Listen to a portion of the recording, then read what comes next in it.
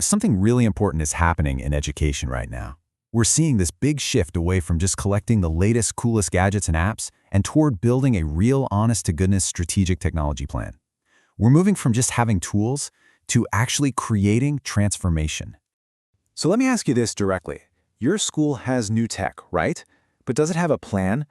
This is the big question for school leaders and teachers everywhere. It's so easy to get excited about new tools, but let's be real. Without a clear plan, even the most amazing technology can end up just gathering digital dust. So how do we make sure our tech actually makes a difference? Okay, first, let's set the scene. We're in the middle of a massive wave of new technology that's just flooding into our schools. And for the most part, it falls into two really powerful categories. On one side, you've got tools for creative content.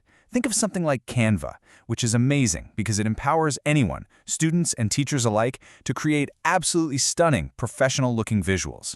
Then, on the other side, you've got tools for cognitive assistance. We're talking about generative AI here, which is basically like having a new partner in the classroom, helping with everything from lesson planning to personalized student support.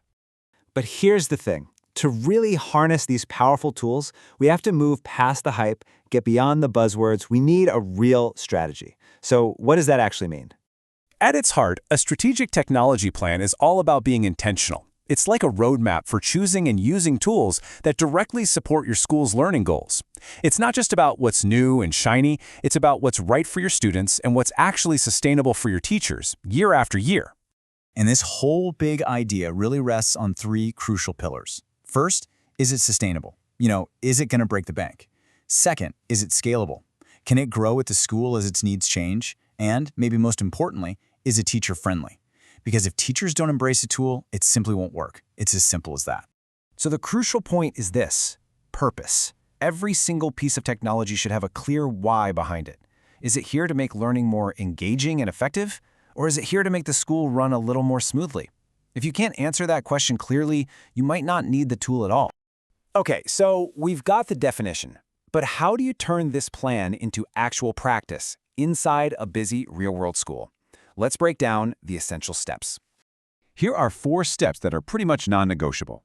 It all starts with high-quality training. You have to equip your staff with the skills they really need. Then, you have to ensure everyone actually has access: devices, accounts, the whole shebang. Next, you need clear guidelines for safe and effective use. And finally, my personal favorite, the pilot and scale model. You test something small, see if it works, and then you roll it out more widely. And believe me, this isn't just theory. Let's look at a powerful real-world example from some rural schools in Malaysia. Their story is fantastic because it shows that a smart strategy doesn't always require a big budget. So let's walk through how they tackled their challenges. Problem 1, no budget for design software. The solution, they trained students on the free Canva for Education platform. The impact, immediate cost savings. Problem 2, super high printing costs. The solution, they shifted to digital posters and newsletters displayed on screens. The impact there was huge. It boosted creativity and ICT skills. This simple strategic choice didn't just save money, it empowered students and built valuable new competencies. And this number right here, this really drives it all home. $0. That's what they spent on expensive design software.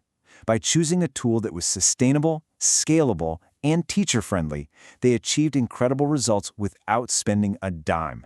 That is the power of a great strategy. So, how can you apply these lessons? Let's distill everything we've talked about down into a clear roadmap for your own school or classroom. All right, here are the key takeaways. First, always choose tech that fits your school's vision. Don't just chase trends. Second, prioritize tools that are easy for teachers to adopt. They have to be on board. Third, plan for the long game. Think about how this will be supported in 3 or 5 years. In short, make choices that are both future-proof and, most importantly, educator-approved. And that leaves us with one final, crucial question to think about. Take a hard look at the tools in your school. Are they truly enriching the learning experience for your students? Or are they just adding another layer of complexity and noise? The answer to that question, that's the first step in building a truly transformative tech strategy.